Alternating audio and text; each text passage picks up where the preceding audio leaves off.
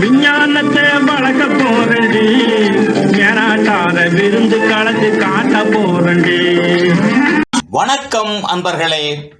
தகவல் சாளரம் வழங்கும் அறிவியல் உண்மைகள் சயின்டிபிக் ஃபேக்ட்ஸ் காணொளி தொடருக்கு தங்களை அன்புடன் அழைக்கின்றேன். வாங்கி வந்தேன் ஒரு வாழை மரம், வந்த பின்னே அது தாழை மரம். வாழை அடி வாழை, வனப்பில்லாத விதைகள்.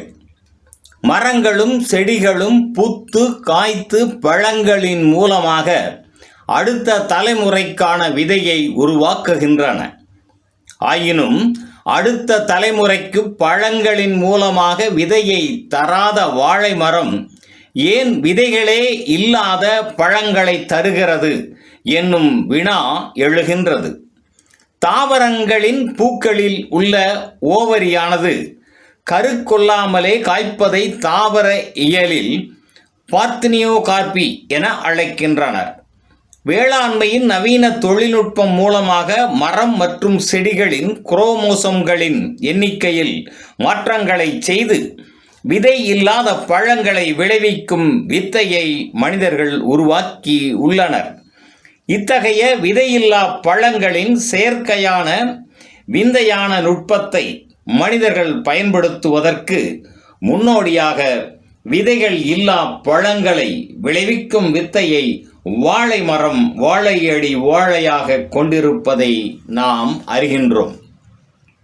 வாழை மரத்தின் இனப்பெருக்கம் மகரந்த சேர்க்கை இல்லாமல் இடம்பெறுவதால் இதன் பழங்களின் உள்ளே சிதைந்து போன மகரந்த அணுக்கள் விதைகளாக உருவாகாமல் சிறிய கரும்புள்ளிகளாக காட்சி தருகின்றன.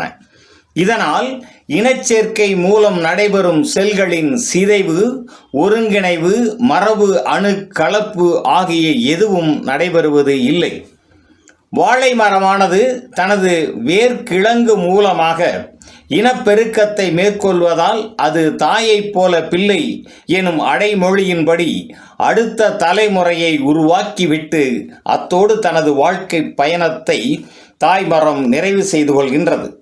அதனால்தான் வாழை மரங்களின் பக்க கன்றுகள் தன் தாயைப் போலவே வளர்ந்து பலன் தரும் வாழையடி வாழை மரபு இனப்பெருக்கம் தொடர்ந்து கொண்டே இருக்கின்றது. மரம், செடி, கொடிகளின் பழங்களை மட்டுமே சார்ந்து வாழும் பறவைகள் வறட்சி காலங்களில் பூக்களின் மகரந்த சேர்க்கை தடைபட்டால் அவை பட்டினியாகி இடம்பெயரும் கட்டாயத்தை தடுக்கும் நோக்கில் இயற்கையின் கொடையாக மகரந்த சேர்க்கை இல்லாமலே பழங்களை தரும் மந்திரத்தை வாழை மரம் கற்றிருக்கலாம் என தாவரவியல் விஞ்ஞானிகள் கருதுகின்றனர். நன்று நண்பர்களே. தகவல் சாளரம் வழங்கும் அறிவியல் உண்மைகள் தொடரின் பெரிதொரு காணொளியில் மீண்டும் சந்திப்போம். நன்றி, வணக்கம்.